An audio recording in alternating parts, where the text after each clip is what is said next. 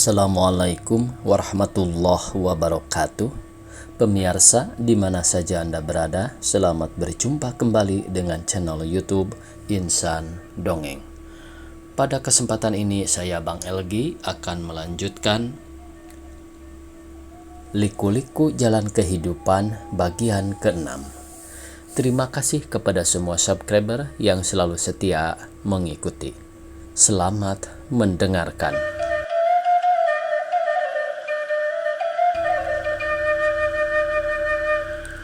Tak ada beras, minta saja sama lurah. Tak punya uang, cari saja orang-orang kaya, kan enak.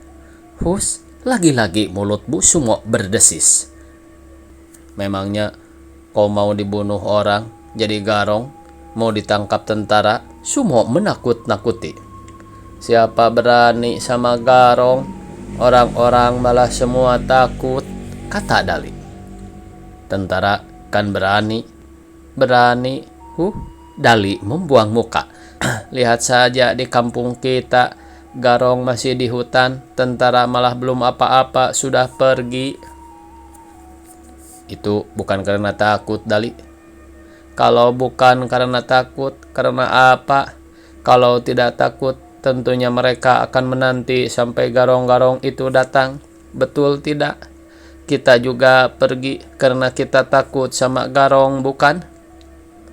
Hus, lagi-lagi mulut Bu Sumo mendesis. Tidak boleh jadi garong, Koli. Memangnya mengapa, Bu? Garong itu bukan orang baik, Li. Orang yang tidak baik pasti tidak akan selamat, pasti dapat hukuman. Siapa berani menghukum garong, Bu? Presiden. Presiden? Iya, betul presiden. Kok sekarang belum dihukum? Barangkali beliau belum tahu bahwa di kampung kita banyak garong. Dali termenung. Kemudian tiba-tiba ia berseru, kalau rumah presiden dekat, pasti akan saya laporkan bahwa di kampung kita masih banyak garong. Biar mereka dibunuh semua, biar digantung semua. Apa-apaan coba? Kerbau kita diambil, uang kita diambil, rumah kita dibakar, bapak malah ditembak. Terlalu. Mentang-mentang punya senjata. Benci aku. Sekarang saya mau jadi tentara saja, Bu. Biar nanti saya sendiri yang menembak garong-garong itu. Saya tembak saja kepalanya. Masa tidak mampus? Ya bagus begitu, Li. Kau jadi tentara menjaga ibu. Aku jadi pedagang buat cari uang. Kan bagus begitu, betul tidak, Bu? Bu Sumo terpaksa mengangguk seraya tersenyum. Tapi ngomong-ngomong, gubuk ini harus kau betulkan dulu, Mo. Nanti keburu gelap. Kan kata ibu harus pindah. Semalam ini tak apalah di sini, besok baru pindah. Segera kedua anak itu bekerja, tiang-tiang dipancangkan lagi dan tikar dibentangkan lagi di atasnya. Padahal enak di sini, Kasumo, kata Dali setelah selesai membantu abangnya. Dari sini ke jalan tidak begitu jauh, ke pancuran juga dekat, lagi tidak terlampau sunyi. Sudahlah, mandilah dulu, nanti keburu gelap. Bu Sumo mengulangkan tangan. Kedua anak itu segera berlari ke pancuran dan kemudian setelah puas menyiram tubuhnya, mereka pulang. Bertiga mereka melewati sunyinya malam, tak ada nyala api di gubuk itu. Tak terdengar percakapannya, ketiganya tidur saling merapatkan tubuh. Bu Sumo di tengah, Dali di kiri, dan Sumo di kanan. Tak dapat tidur lelap Bu Sumo malam itu. 1 jam kemudian ia terjaga. Teramat sunyi suasana di pojok lapangan. Dengkur Sumo dan Dali bersahut-sahutan, derik jangkrik dan cuit-cuit belalang menambah sunyi suasana malam. Dan dalam kesunyian malam yang terasa amat menekan itu, terasa benar oleh Bu Sumo keisengan hatinya sendiri. Ia dapat ingin tidur seperti anak-anaknya tak bisa karena terlampau banyak persoalan yang memenuhi kepalanya. Terlampau banyak khawatiran yang memberati hatinya. Terlampau banyak pertanyaan yang meminta jawaban dan terlampau banyak ingatan yang membuat ia kesal. Dan kesemuanya itu serentak menyiksa dia pada malam ini. Berulang kali ia berdoa memohon kekuatan, tapi karena hatinya terlampau risau, berdoanya tak dapat khusyuk. Ia tahu bahwa satu-satunya jalan yang dapat membebaskan dirinya dari siksaan malam ini adalah tidur. Tapi apa hendak dikata, persoalan yang memenuhi kepalanya terlebih berat daripada kantuk yang mengganti matanya. Bulan yang sudah sepertiga bulatan dengan cahayanya yang keperak-perakan telah membuat malam ini serba berkilau. Kini cahayanya masuk ke gebuk melalui tikar atapnya yang bolong dan jatuh tepat di atas muka Sumo. Wajah anak itu terpandang oleh Bu Sumo begitu tentram, begitu nyaman. Terdengar Bu Sumo mengeluh pelan. Ia tahu bahwa Sumo sudah besar dan tubuhnya kuat. Tapi di samping itu ia juga tahu bahwa Sumo sebenarnya belum dapat diandalkan. Ia belum dapat menyandarkan dirinya kepada Sumo. Bahkan sebenarnya Sumo masih perlu bersandar kepadanya. Tuhan, oh Tuhan, berilah kiranya hamba kekuatan. Berilah hamba jalan.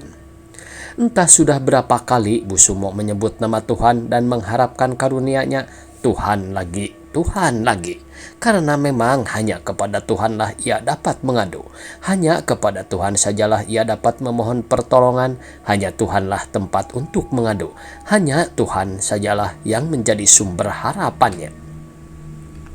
Sementara itu malam bertambah larut juga, hawa malam bertambah sejuk dan angin seakan-akan menembus kulit Bu Sumo. Dingin terasa sampai ke tulang. Kini cahaya bulan yang keperak-perakan berangsur pudar oleh gumpalan awan hitam yang lari serabutan diobrak-abrik angin gunung. Kemudian digiring dipersatukan di kaki langit sehingga cuaca berubah menjadi gelap pekat. Tak lama kemudian turunlah hujan lebat. Dengan turunnya hujan itu bertambahlah penderitaan Bu Sumo karena tikar atapnya tidak kuasa menahan air yang bagaikan tercurah dari langit, sehingga ketiga pengungsi itu berikut barang-barangnya semua basah. Tetapi mereka tidak menyerah begitu saja. Ketiganya masing-masing mengadakan perlawanan dengan caranya masing-masing. Sumo memberikan perlawanan dalam bentuk tindakan untuk menghindarkan agar keranjang yang berisi keripik tidak tertembus air. Sebab pada pikirnya kalau keripiknya basah, besok ia tidak akan dapat berjualan. Diangkatnya keranjang keripik itu dan diletakkannya di atas tungku, lalu ditutup dengan tampah dan di atasnya diletakkan pula kopor kaleng yang berisi pakaian. Dali karena pikirannya belum panjang, tindakannya sederhana saja. Ia mengosongkan bakul bekas tempat perabotan dan mempergunakan bakul itu sebagai tudung. Tapi karena kemudian ternyata bakul itu tidak berguna, maka dilemparkannya ke lapangan sambil menggerutu. Bu Sumo lain lagi bentuknya. Ia mengadakan perlawanan dengan tangis di dalam hati. Tangis sedih karena merasa tidak seharusnya menderita begitu, tidak seharusnya basah kuyup kehujanan. Tak kurang dari 3 jam ketiga pengungsi itu didera hujan, tubuhnya menggigil kedinginan, dagunya gemeletuk dan dari hidungnya meleleh ingus cair. Dinginnya tak alang kepalang, mereka berjongkok saling merapatkan tubuh sambil mengharap agar hujan lekas berhenti. Tapi hujan baru berhenti menjelang fajar, langit kemudian berangsur jernih kembali, dan pagi harinya udara sangat cerah. Matahari tersembul di ufuk timur dengan sinar merah menyala hingga butir-butir air hujan yang tergantung di ujung-ujung daun jadi kilau kemilau laksana berjuta-juta butir permata. Untung kopor kaleng Bu Sumo tidak bocor, dengan demikian pakaian di dalamnya tetap kering. Ketiga pengungsi itu segera menukar pakaian lalu berjemur di tepi lapangan. Tetapi mereka tidak dapat lama bermalas-malas. Mereka harus berusaha mencari uang untuk membeli makanan dan harus mendirikan gubuk yang lebih baik yang dapat melindunginya dari hujan.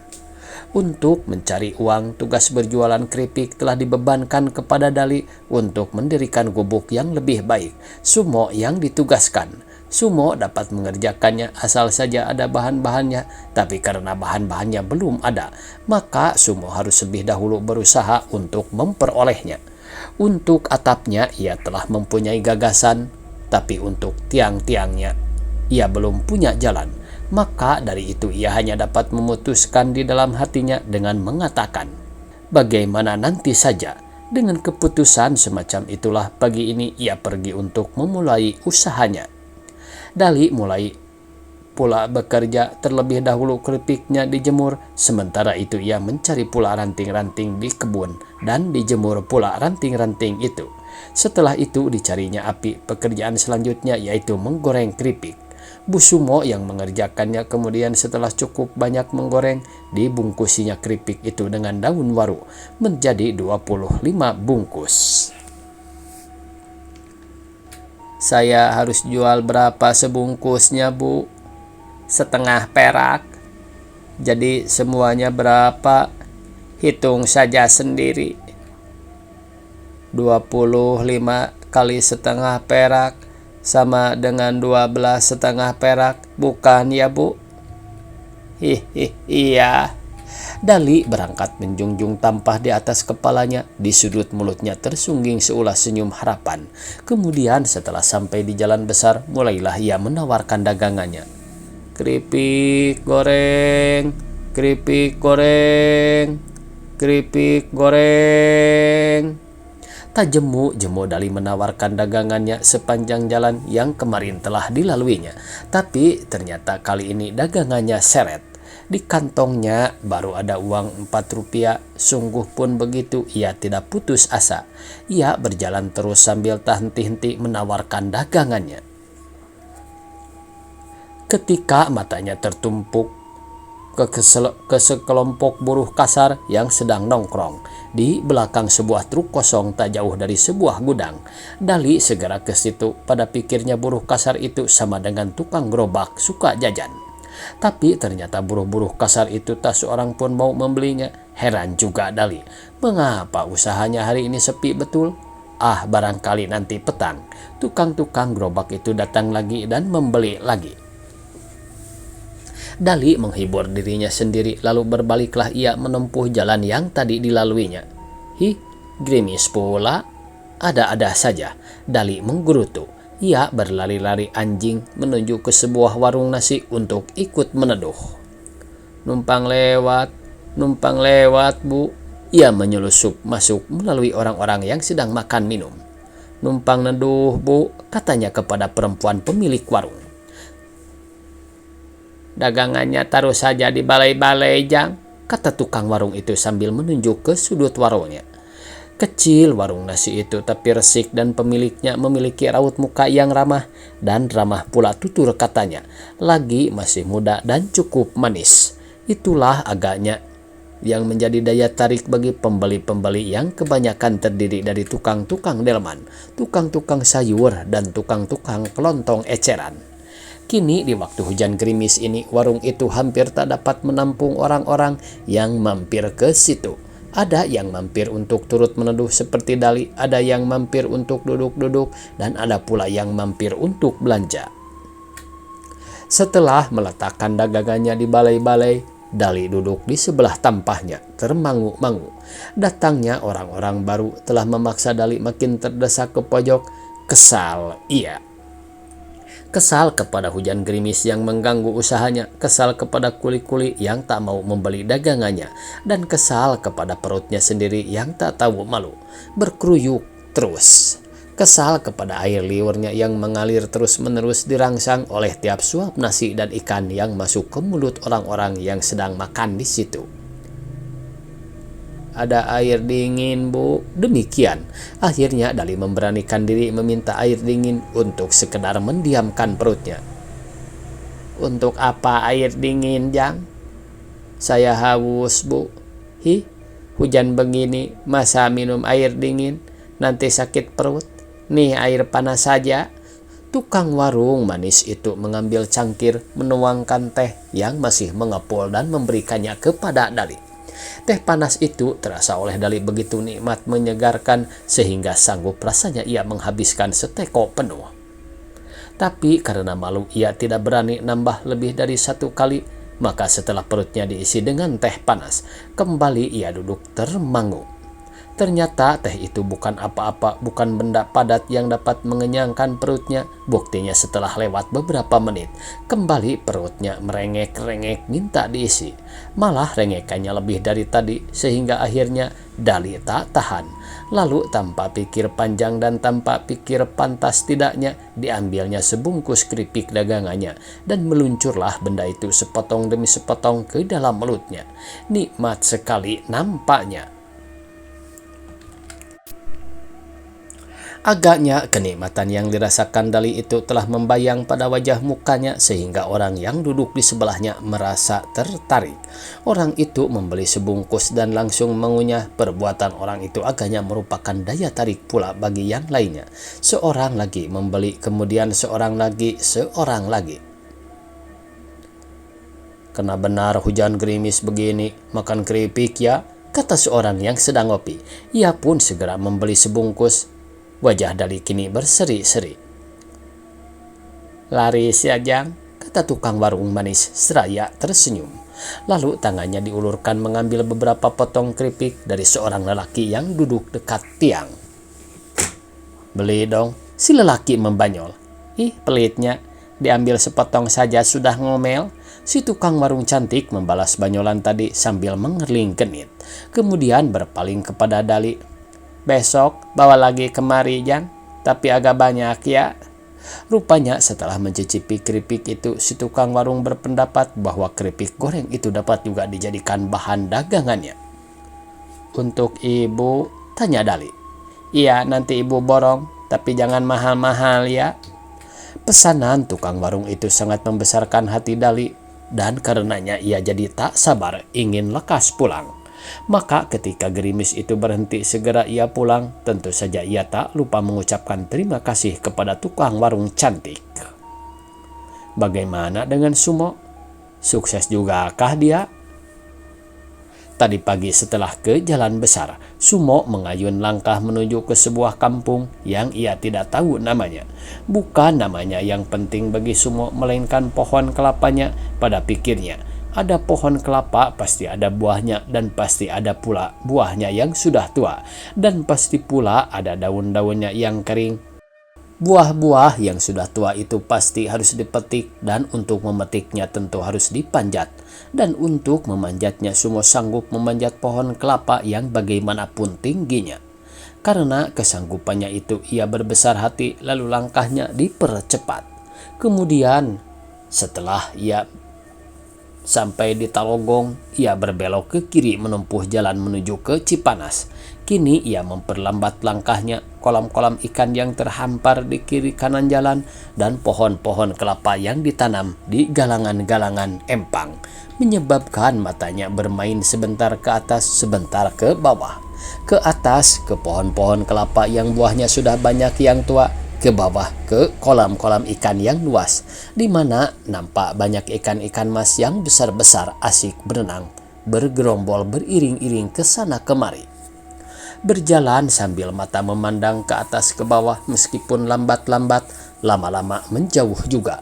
Tak terasa oleh Sumo bahwa kampung yang ditujunya, yaitu kampung yang paling banyak pohon kelapanya, kini telah berada di depan mata. Ia berhenti, kemudian mata dilayangkan ke sebidang tanah darat yang seakan-akan merupakan suatu pantai dari lautan empang yang sangat luas. Di atas tanah darat itu ditanam ratusan pohon kelapa, buah-buahnya sudah banyak yang tua dan pelepah-pelepahnya banyak yang sudah kering.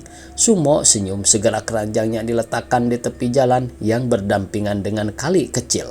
Bening sekali air kali kecil itu. Sumo duduk di atas sebuah batu, air jernih yang mengalir di bawah kakinya. Memaksa ia mencelupkan kakinya ke dalam air.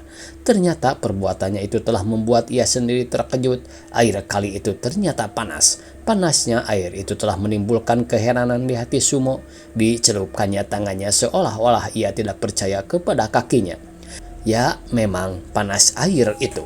Dicelupkannya ke air empang, juga panas air empang itu. Sumo tertegun, heran, mengapa ikan-ikan itu dapat hidup di air panas. Sumo duduk lagi di atas batu. Ia pernah mendengar dari ayahnya tentang sebuah tempat yang bernama Cipanas.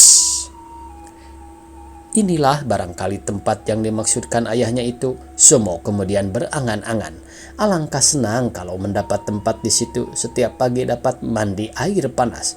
Kalau dingin masuk saja ke air dan ibunya tentu tak usah masak air. Waktunya habis pemirsa. Dicukupkan sekian. Semoga esok kita bisa berjumpa kembali. Billahi taufiq wal hidayah. Wassalamualaikum warahmatullahi wabarakatuh.